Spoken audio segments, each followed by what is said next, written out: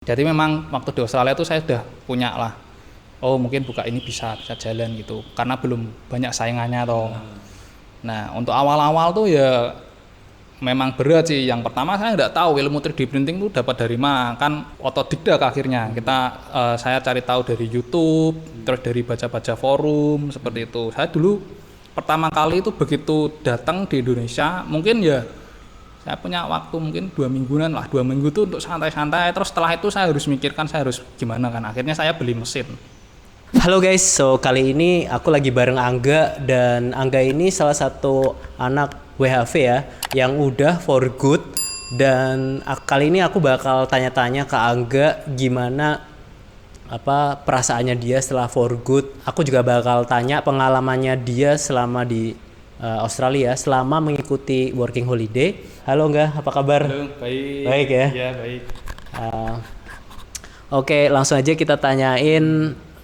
Kamu ikutan working holiday itu tahun berapa Angga?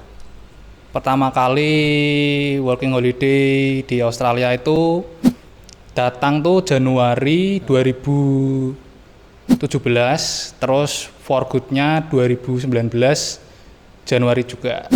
Itu Januari. Jadi dulu masih 2 tahun di Australia gitu. Oh, yang cuman 2 tahun doang ya? Nggak ada 3 tahun ya? Enggak, belum. Waktu terakhir itu, kalau tidak salah tuh tahun 2018 itu kan working holiday bisa 3 tahun. Nah, tapi kebetulan itu sudah mepet banget untuk ngambil tahun ketiganya, jadi mungkin tidak cukup lah waktunya, itu tidak cukup untuk tahun ketiganya, jadi ya udahlah 2 tahun aja di Australia. Berarti kalau ada 3 tahun kamu mau nyesain sampai 3 tahun?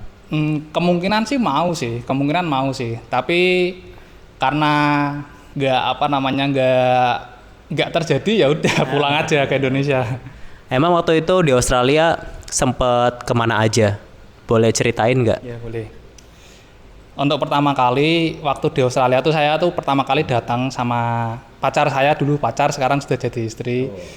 Pertama kali datang di Australia tuh di Northern Territory di Darwin. Nah itu pekerjaan pertama saya tuh di Crocodile Farm, peternakan buaya.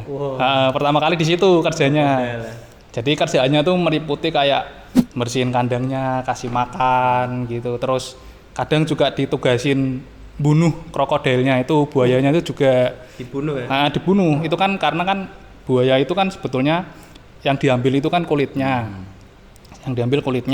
Nah, jadi ketika buaya itu sudah umur sekian tahun, tergantung permintaan di sana tuh, itu kan kalau yang saya dengar itu memang investornya tuh dari Perancis. Jadi misal di Perancis tuh lagi ngetren katakanlah tas-tas kecil gitu ya, tas-tas kecil gitu. Berarti nanti buaya-buaya yang nggak begitu tua, yang masih muda gitu, yang kulitnya bagian bawah itu dia bagian bawah itu dia nggak terlalu besar. Nah itu biasa dia panen lebih awal.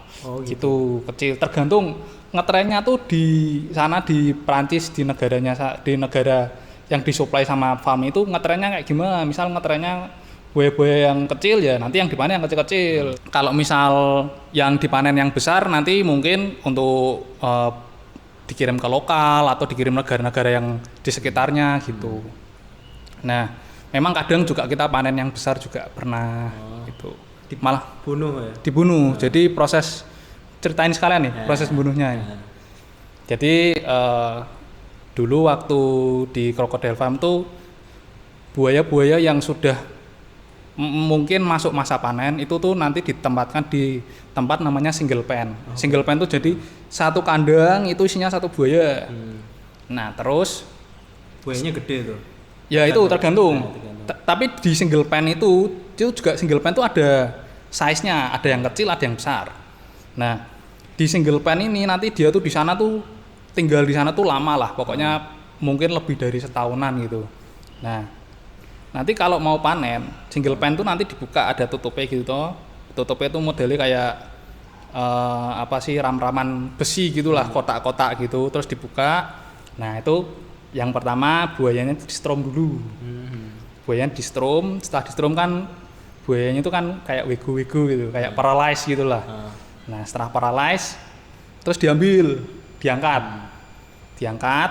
diambil, terus biasanya itu supervisor yang ditugasi untuk proses killing itu, dia tuh udah nggeret traktornya tuh dekat dengan tempatnya itu.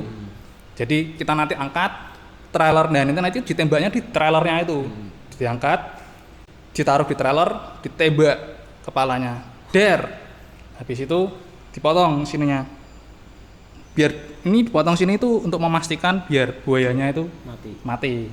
Setelah itu dilubangi buntutnya, cantolin gitu. Terus balik lagi ke single pan-nya lagi, setrum, angkat ke tempat strom, angkat, terus jalan ke tempat trailernya itu, tembak, potong, digantung gitu terus. Kamu sendiri yang nembak. Nah, ini ada tugasnya masing-masing. Ada yang tugasnya nyetrum, sama yang tugasnya ngangkat. Ada yang tugasnya nembak. Nah, kebetulan kan saya backpacker nih. Posisi yang paling rendah nih di situ gitu. Nyetrum. Bagian saya tuh yang ngangkat. Yang ngangkat sampai lari ke tempat penembakan itu. Saya butuh waktu maksimal 3 menit untuk ngangkat buayanya dari single pan-nya ke tempat penembakannya itu. Karena kalau lebih dari 3 menit itu buayanya sadar, bahaya, nek buayanya sadar bahaya. Gitu. Kalau sadar bisa ini ya? Bisa sadar malah dicokot aku. Itu juga ngangkatnya kan ada tekniknya. Jadi perut ini madep ke depan, kepalanya ini harus di belakang, terus buntut ini diselampir kayak gini. Gitu. Jadi suatu saat nek misal aku telat gitu tuh yang digigit tuh tidak langsung digigit kepala gitu. Posisi buayanya tuh moncongnya tuh ada di bawah sini gitu. Itu ada tekniknya kayak gitu. Ada tekniknya. Tekniknya. Enggak boleh sembarangan mencelakai nanti. Tuh. Terus berapa lama? Kalau di peternakan buaya itu enggak lama sih. Saya cuman hampir 4 bulan sih, hampir 4 bulanan. Karena dulu kan kalau kita mau dapat 2 tahun kan kita harus kerja di Northern Territory 88 days ya. Itu kita harus kerja di Australia yang bagian utara loh. Nah itu jadi begitu dapat syaratnya langsung cabut. Langsung cabut. Rasa kesuwen neng kono mau golek pengalaman Itu langsung cabut. Dari sana apa namanya? Setelah 4 bulan ya? Kira-kira 4 bulan lah. Itu berat nggak kerja di peternakan buaya? Berat ya? Berat. Kerjaannya berat. Supervisornya juga biasa gitu. Pokoknya diteriak-teriaki, suruh lari-lari gitu. Jadi makanin buaya tuh ya juga nggak bisa santai-santai. Misal katakanlah kita suruh kasih makan buaya gitu. Buayanya nek delale pas buaya yang besar-besar gitu ya. Nek sing kecil-kecil enggak apa-apa, aman. Bisa santai-santai, tapi nek buaya yang besar-besar itu kan bahaya. Misal kita ngangkat nih. Jadi buaya dulu tuh makannya tuh kepala ayam. Jadi ditaruh kayak baskom gitu, baskom kotak. Kita nyebutnya tap. Taruh di tap itu isinya full kepala ayam. Itu kalau full itu beratnya bisa sampai 30 kiloan.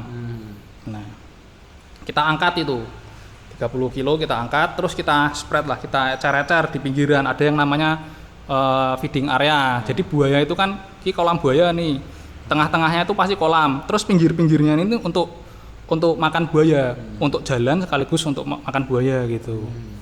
Nah kita sebarkan itu makanan-makanan buayanya itu di pinggir-pinggir kolamnya itu. Nah masalah ya buaya itu kalau dari jauh itu udah tahu ada makanan, dia ngejar gitu loh. Nah, nek ngejar kan kita nggak bisa diem aja kita nanti bisa kegigit gitu. Makanya kita juga harus sambil lari gitu, biar nggak kegigit buayanya. Oh gitu. Ngeri pokoknya kerjanya ngeri. Lari-lari ya? Lari-lari, jadi makasih makan buaya gotong atau 30 kilo, terus sama nyebarin makanannya gini sambil lari gitu. Sambil lari ya? Sambil lari itu biar yang pertama biar cepat, yang kedua ya biar nggak digigit buaya.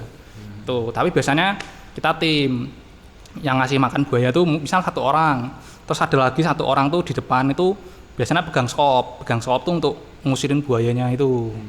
Jadi misal kita dari titik sini mau ke sana, jadi itu yang pegang skop tuh dia dulu, ngusirin buayanya dulu yang di depan toh. Nah nanti yang pegang makanan tuh baru dia cer-cer itu biar rata. Tuh harus cepet sih. Bahaya sih itu. Karena saya juga pernah kegigit buaya juga pernah. Waktu kasih makan itu. Di mananya tuh? Di sini, tapi enggak kelihatan. Kecil buayanya. Oh, buaya kecil. Kecil, enggak besar sih. berdarah lah, berdarah. Langsung dijahit apa gimana? Enggak, paling dikasih nganu tok. Waktu digigit tanyain sama supervisornya, kamu habis digigit buaya? Ya gitu. Coba lihat, terus ditanyain, kamu butuh pengobatan nggak usah, besok bisa kerja? Bisa gitu toh, beres. Siap. Gitu. Oke, wah keren banget ya guys pengalamannya di penangkaran buaya ya, peternakan buaya lah ya. Peternakan untuk industri soalnya, bukan peternakan untuk konservasi, untuk industri. Peternakan buaya guys. So, dan ini aku baru pertama kalinya ketemu anak WHV yang kerja di peternakan buaya ya, karena biasanya paling peternakan ayam, poultry, terus kerja di packing shed, di packing buah, tapi ini tiba-tiba aja dia langsung kerja di peternakan buaya. Pekerjaan pertama. Nah, pekerjaan pertama lagi Ini ekstrim banget ya. Lumayan lah untuk pengalaman. Nah itu bisa dapat kerjanya dari mana Mas? Kok tiba-tiba? Nah ini ceritanya itu juga lucu. Nah, tiba-tiba langsung dapat situ. Gitu. Maksudnya kayak wah pertangan buaya. Buaya. Jadi itu ceritanya tuh ada satu WHV juga orang Indonesia nih dari Melbourne. Dia ceritanya tuh pengen cari syarat untuk second year toh. Terus akhirnya dia ngontak agensi di Darwin itu, di Darwin namanya, pokoknya itulah saya lupa. Waktu dia dari Melbourne udah terbang ke Darwin, habis itu dia dapat kerjaan itu peternakan buaya itu karena untuk syarat second year dia. Nah setelah si orangnya itu masuk ke, jadi kan waktu saya kerja di peternakan buaya itu kan kayak ada semacam istilahnya kayak asrama gitulah ya, bahasa kasarnya asrama gitulah. Dari situ memang tempatnya untuk pekerja. Nah si orang itu masuk ke tempat asramanya itu, terus ketemu sama orang Indonesia lagi. Nah ini sahabat saya nih, sampai sekarang masih kontak-kontakan. Si orangnya ini yang udah duluan kerja di peternakan buaya, satu kamar sama dia. Terus cerita-cerita gitulah, wah kerjanya gimana. Dia itu di share house ya? Di share house ya, semacam share house tapi memang khusus untuk pekerja di crocodile farmnya itu toh. Nah habis itu mereka kan diskusi tentang gimana toh kerjanya di peternakan buaya toh. Nah baru itu setelah itu tahu kan si orang yang dari Melbourne ini tahu toh, wah kerja nih peternakan buaya ini ternyata kayak gini. Belum kerja besoknya udah kabur. Padahal itu di daerah Girawen tuh daerah rawa-rawa. Dari Girawen sampai ke halte bis terdekat itu paling enggak harus jalan 3 kilo.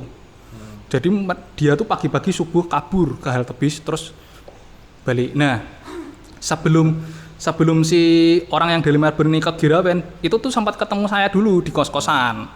Di satu kos gitulah, di satu share house gitu. Terus dia balik lagi ke share house-nya itu tuh ketemu saya. Loh, kok balik kenapa? Ngono. Wah, kerjaannya gini. Waktu itu saya belum dapat kerjaan. Ya udah daripada aku nggak mau, kasihin saya aja. Nah terus diteleponi itu si orang yang kabur itu diteleponi terus sama agensinya, lah kamu nggak kabur nggak jadi kerja gimana bla bla bla gitu toh. Nah terus dia bilang saya dapat gantinya. Nah orang gantinya itu saya gitu. Jadi ceritanya saya direkomendasikan sama orang yang kabur itu. Padahal belum kerja dia, udah tahu ceritanya kabur. Nah akhirnya itulah saya langsung besoknya tuh saya langsung dijemput langsung ke kos-kosannya itu Girawen itu, daerah Girawen tuh. Nah terus di sana tuh ketemu sama teman kos-kosan itu sama orang Jepang, orang Korea gitu. Sama satu itu teman saya tuh Steven. Halo Steven. Kalau Steven masih di Sydney sekarang. Namanya Steven teman saya itu. Yang itu ya. Yang kabur ya?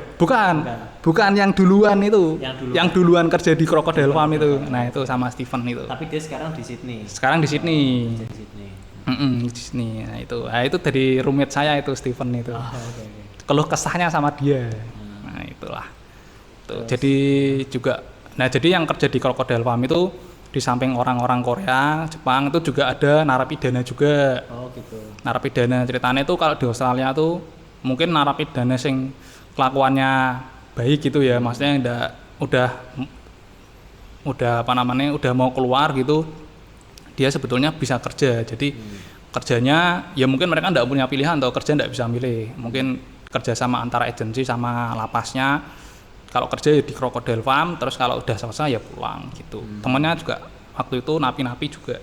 Oh iya. Napi-napi juga. Tapi baik-baik. Baik-baik gitu. Gak pernah ada masalah mereka. Nggak pernah. Busanya besar-besar gitu. Pokoknya saya kecil sendirilah waktu itu di situ. Oke. Nah, selama itu kamu kebanyakan kerjanya nge-farm aja ya di Australia? Jadi setelah di Crocodile Farm tuh saya lebih sering tuh kerja kalau enggak di pabrik, di tempat pengemasan itu packing shed, kalau enggak di farm sih. Lebih seringnya di situ. Menurut kamu kerja di farm sama di packing shed enakan mana? Sebetulnya ada dua-duanya, ada enaknya sih. Kalau di packing shed kan enaknya kita enggak kepanasan. Dan juga di packing shed tuh kalau menurut pengalaman saya memang dia terima uangnya lebih banyak daripada di farm. Tapi kalau di packing shed tuh dia kerjanya continue, kerja terus tidak pernah berhenti. Nah tapi kalau di farm tuh enaknya kita bisa sama ketawa-tawa gitu toh, sama curi-curi ngerokok biasa gitu. Kadang nek pas di farm tidak ada kerjaan ya udah cuman duduk aja tengah-tengah ngobrol-ngobrol gitu. Sama kita bisa lihatlah kan kalau farm di Australia itu kan juga kadang pemandangannya kan bagus gitu, samping-sampingnya apa kita bisa lihat-lihat, oh sampingnya ternyata perkebunan ini, mungkin pas ada kanguru lewat atau walabi lewat gitu, bisa lihat-lihat kayak gitu kalau di farm. Gitu. Berarti pilih mana? Kalau dua sih saya sih mending di packing shed sih, tapi packing shed panas ya. Uangnya juga lebih lumayan. Cuman rutinitasnya itu kalau di packing shed tuh kadang yang nggak nguati ya, rutinitas kan pekerjaannya itu terus dilakukan setiap hari itu terus itu sih. Oke. Nah menurut kamu pengalaman apa sih yang berharga ketika di Australia? Kalau di Australia pengalamannya ya banyak berharga sih, karena kan pertama kan saya juga baru pertama kali ke luar negeri itu ke Australia, jadi ya tahu Australia tuh kayak gini, tipikal orang-orang di luar Indonesia tuh terutama di Australia tuh seperti ini, kita bisa banyak belajar tuh di situ, culture-nya itu beda sekali sama di Indonesia kan, itu suatu hal yang baru. Terus etos kerjanya juga kita bisa apa namanya, kita bisa tiru. Kalau etos kerjanya orang Australia sendiri sih mungkin kalau dibandingkan sama orang Indonesia mungkin mirip-mirip lah. Mungkin orang Indonesia lebih giat mungkin ya. Tapi kalau orang-orang dari negara lain, misal negara-negara Asia gitu kayak Jepang, Korea, nah itu orangnya banyak pekerja keras. Gitu, kerjanya cepet ya? Kalau menurut saya sih seperti itu. Dan juga ya itu sama paling perbedaan itu ya, perbandingannya. Perbedaannya mungkin kayak gitu. Terus ya sama karena kan saya juga seringnya di pabrik, di packing shed itu saya juga punya kesempatan ngoperasikan mesin yang aneh-aneh. Nah, saya juga banyak belajar di situ. Banyak belajar ngoperasikan mesin. Setiap hari kan melihat mesin itu bergerak, cara kerjanya gimana. Nah, itu juga hal yang sangat penting sih bagi saya sih, karena kan saya belajar banyak dari situ sampai bisa betulin mesinnya, troubleshootingnya seperti apa gitu. Oke. Berarti banyak hal-hal yang di luar kemampuan kamu ketika di Indonesia itu kamu banyak belajar ya. Oke, berarti setelah 2 tahun itu kenapa kamu memutuskan untuk pulang ke Indonesia? Saya memutuskan untuk pulang tuh ya karena visanya habis. Visanya habis gitu, terus visanya habis, dan yang kedua juga ya saat visa-visa terakhir itu memang ada rasa bosan sih, maksudnya wah di Australia lagi agak bosan, mending pulang aja gitu. Tapi juga ya kadang sekarang juga masih kangen sih sama Australia, kan tahu sendiri Australia kan kayak gimana tuh, kangenin gitu. Itu milih pulang terus. Ya akhirnya, tapi sebelum saya pulang, saya udah planning kira-kira pulang tuh mau ngapain kan gitu. Akhirnya saya buka usaha waktu pulang. Oh, buka usaha? Buka usaha gitu. Berarti kenapa lebih memilih usaha ketimbang hidup di Australia. Kan enak tuh hidup di Aussie dengan gaji yang lumayan gitu dan kehidupannya juga nyaman kan yang pasti gitu. Iya bener banget sih, di Australia tuh memang nyaman banget sih, saking nyamannya memang kayak orang tuh jadi terjebak di zona nyaman sih. Jadi ya memang gitu, cuman kan saya pingin pulang tuh kan karena pingin buka usaha. Terus kebetulan saya juga backgroundnya orang teknik, jadi saya pingin buka usaha yang berhubungan dengan background saya orang teknik juga ditambahi dengan pengalaman dulu waktu di Australia yang sering megang mesin. Nah jadi intinya saya pingin berkembang di di bidang yang saya geluti gitu, berkembang. Memang problemnya kalau di Australia itu memang enak, hidupnya nyaman toh, tapi kan takutnya tuh kayak terjebak dalam rutinitas gitu. Mungkin setahun 2 tahun enggak apa-apa lah, misal kayak kerja seperti itu, tapi kalau sampai puluhan tahun seperti itu terus enggak berkembang, nah itu yang bahaya. Oh, itu yang bahaya. Itu yang kalau menurut saya bahaya. Makanya saya pengen berkembang pulang ke Indonesia, buka usaha. Nah itu, gitu. Saya pun sebenarnya Masih pengen. Masih mau kalau balik ke Australia, tapi misal kalau balik ke Australia ya saya pengennya kerja sesuai dengan keahlian saya gitu, di bidang saya gitu. Kalau ke Australia, misal masih mengerjakan suatu hal yang seperti dulu lagi, ya kemungkinan saya nggak mau gitu. Uangnya oke sih, tapi takutnya kalau nggak berkembang gitu loh, kan kita harus selalu berkembang terus. Gitu. Berarti sebelum waktu di Australia udah tahu tuh, udah punya plan pulang ke Indonesia mau ngapain gitu. Sudah. Dulu waktu di Australia sudah punya plan kayak itu. Udah punya plan ya? Udah.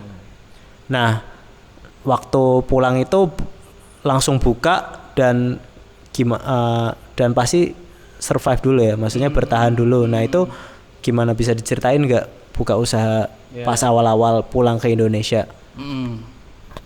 Nah dulu tuh ceritanya tuh kebetulan kan ini kan saya buka 3D printing, jadi apa yang saya kerjakan itu meliputi desain 3D, terus sekaligus mencetak dalam bentuk 3D itu. Jadi memang waktu di Australia tuh saya sudah punya lah, oh mungkin buka ini bisa jalan gitu, karena belum banyak saingannya toh. Nah untuk awal-awal tuh ya memang berat sih. Yang pertama saya nggak tahu ilmu 3D printing tuh dapat dari mana, kan otodidak akhirnya saya cari tahu dari YouTube, terus dari baca-baca forum seperti itu. Saya dulu pertama kali itu begitu datang di Indonesia, mungkin ya saya punya waktu mungkin 2 mingguan lah, 2 minggu itu untuk santai-santai. Terus setelah itu saya harus mikirkan saya harus gimana kan. Akhirnya saya beli mesin 3D printing. Itu delalai saya tuh beli mesin yang agak besar gitu, agak besar. Dan harganya ya juga cukup lumayan sih untuk saat itu. Saya mikirnya tuh gini, cuman simpel sih. Saya mikirnya saya tuh pengen bisa 3D printing, saya beli mesin, terus saya belajar terus pakai mesin yang saya beli. Nah, kalau sampai saya belajar terus sampai mesin itu rusak. Nah, itu istilahnya kalau mesin itu rusak, ya itu udah ongkos saya untuk belajar. Saya mikirnya gitu. Tapi yo puji Tuhan sebelum mesinnya rusak udah ada pemasukan, udah bisa untuk pemasukan seperti itu. Udah awal-awal memang enggak rame, pasti sepi dulu. Sekarang kan 3D printing itu kan segmented banget ya, cuman orang-orang tertentu aja yang butuh gitu. Nah, itu juga sepi. Awal-awal tuh sepi ya, bertahan aja sepi. Untungnya kan kebantu sama dulu di Australia dapat tabungan toh, punya tabungan toh. Nah, jadi kayak kita masih bertahan itu. Walaupun sepi tetap bertahan gitu, konsisten lah, maksudnya kita harus bertahan terus. Nah nanti lama-lama mulai naik. Nah mulai banyak orang order sedikit. Berawal dari customer retail dulu, customer yang belinya cuma 1, 2. Dari situ juga mereka pun mungkin berkembang. Bisa kerja sama-sama ini, bisa bikin ini, terus akhirnya mereka juga bisa bikin banyak. Terus mulai corporate masuk, bikin produk macam-macam seperti itu. Gitu. Tuh untuk saat ini sih malah kebanyakan yang kita tangani memang dari perusahaan sih. Tuh. Gitu. Menurut kamu pas merintis itu kamu sempat mau nyerah nggak pas di Indo, atau kamu tetap terus saja lakuin? Dulu waktu sepi itu memang sempat kepikiran sih, misal sempat kepikiran pengen wah nyerah ya. Kayak apa namanya kayak kira-kira, tapi nyerahnya tuh dalam arti mungkin banting usaha lain gitu ya. Gitu. Tapi karena mungkin dulu nggak dapat inspirasi untuk usaha lain, ya udah saya terusin aja. Lagian kan ini kan sudah ada mesinnya, udah ada fasilitas pendukungnya, ya udah jalanin dulu aja terus. Terus pokoknya sepi, rame, ada orderan apa enggak, pokoknya tak jalanin terus aja. Itu tak jalanin terus. Tapi enggak cuma diem aja gitu, pasti kan sambil promosi toh. Sambil promosi itu, sambil promosi nawar-nawarkan. Nah itu. Gitu. Tetap pokoknya walaupun sepi, tetap kita tawarkan, masuk apa enggak tetap kita tawarkan terus gitu. Coba terus ya. Coba terus, pokoknya coba terus lah. Sama dari awal belajar kan saya juga berawal dari mencoba terus berulang kali sampai bisa toh. Intinya tuh kalau kita mau melakukan suatu hal baru sih memang harus dicoba dulu. Berapa kali pun tuh harus dicoba terus gitu. Saisone dicoba terus. Sarusae gitu. Sampai rusak dicoba terus gitu. Walaupun awal-awalnya emang nggak ada pemasukan ya. Sepi banget. Sekarang coba 3D printing kan segmented banget toh. Yang butuh nggak semua orang butuh 3D printing. Siapa yang butuh 3D printing ya orang-orang tertentu toh. Orang-orang tertentu toh itu presentasinya kecil sekali. Itu. Okay. Nah itu waktu itu kan banyak ya teman-temannya Mas Angga yang pulang juga ke Indonesia. Nah mereka itu rata-rata bikin usaha juga nggak kayak Mas Angga atau gimana? Bisa diceritain. Ada yang buka usaha juga. Dan bisa bertahan kayak Mas Angga? Bisa. Ada beberapa teman saya tuh buka usaha ada di Jakarta. Bertahan, kalau enggak salah sih bertahan sih. Bertahan malah tambah besar sampai sekarang. Dan juga ada yang nikah biasa atau nikah. Terus punya anak, akhirnya menetap di Indonesia. Yang balik lagi ke Australia juga banyak. Balik lagi ke Australia juga banyak. Dengan pilihan visanya? Nah itu visanya tuh ya biasanya yang paling gampang untuk balik lagi ke Australia ya visa student itu tuh Mas. Visa student tapi sekolah cuman seminggu sekali terus yang lainnya kerja. Gitu. Mas Sofyan kan ya juga tahu pasti ada tuh kayak gitu. Student di Sydney ya? Apa ya biasanya kan kalau gitu di kota-kota besar tuh Mas. Biasanya di Sydney, Melbourne gitu-gitu. Oh berarti masih sampai sekarang masih pada di sana? Banyak sih yang di sana sih, tapi udah pulang dulu ke Indonesia mungkin karena nggak bisa bertahan ya? Ya biasanya itu kan kita kan tahu kalau di Australia dapatnya segini toh, di Indonesia dapatnya segini. Nah itu mungkin ada beda lah ya. Mungkin ada pikiran membanding-bandingkan gitu, banding-bandingkan. Wah akhirnya ya dari mungkin nggak cukup atau gimana, mereka akhirnya balik ke Australia lagi untuk untuk mendapatkan apa yang mereka inginkan sesuai dengan ekspektasi mereka gitu. Oh gitu. Itu banyak sih yang kayak gitu sih. Tuh. Memang susah sih kalau kita membandingkan antara Indonesia dengan Australia tuh memang susah sih. Nggak bisa dibandingkan malahan. Iya sih. Gitu. Nggak akan bisa. Nggak akan bisa kan. Ayo. Maksudnya jauh beda sih. Jauh beda makanya. Memang nggak bisa dibandingkan sih. Ya kalau kita hidup di Indonesia ya syukuri aja di Indonesia kayak gimana gitu. Seperti itu. Nah waktu For Good itu berarti bagusnya udah ada plan ya dari Australia. Apa namanya rata-rata pada pulang dulu terus baru bikin sesuatu di sini gitu. Bagusnya sih sebetulnya sudah ada plan. Syukur-syukur kalau sudah ada jaringan di Australia gitu. Nah misal di Australia itu waktu selama misal 2 tahun apa 3 tahun di Australia itu sudah bisa bangun jaringan, wah itu bagus lagi. Misal jaringan suatu jaringan yang bisa diusahakan. Nah ketika pulang di Indonesia di sana punya jaringan, malah bisa jadi ekspor sebetulnya gitu. Malah bisa jadi ekspor. Tapi itu memang nggak gampang sih itu, susah ya. Bangun jaringannya di situ memang susah sih. Tuh. Kalau saya pribadi memang ada plan, tapi saya tetap juga harus belajar gitu, bukan apa namanya, bukan yang saya buka usaha langsung saya bisa pinter gitu, enggak. Saya benar-benar dari nol putul, dari ilmunya tuh enggak tahu jadi tahu gitu. Tapi memang bagusnya sih kalau waktu di Australia sih memang sih, memang setidaknya memikirkan dulu kalau misal pulang ke Indonesia itu kira-kira mau ngapain gitu toh. Misal udah ada pikiran nih, oh mau usaha ini gitu, katakanlah mau usaha apa yang enggak ada di Australia gitu ya. Nah itu kalau udah punya pikiran kayak gitu, nah itu mungkin bisa bangun jaringan mungkin, gitu, bangun jaringan di Australia, begitu balik, itu usahakan itu, baru nanti jaringannya jalan bisa. Tapi yo memang ini kan nggak semudah yang diomongkan ya, pasti susah sekali itu, itu sih.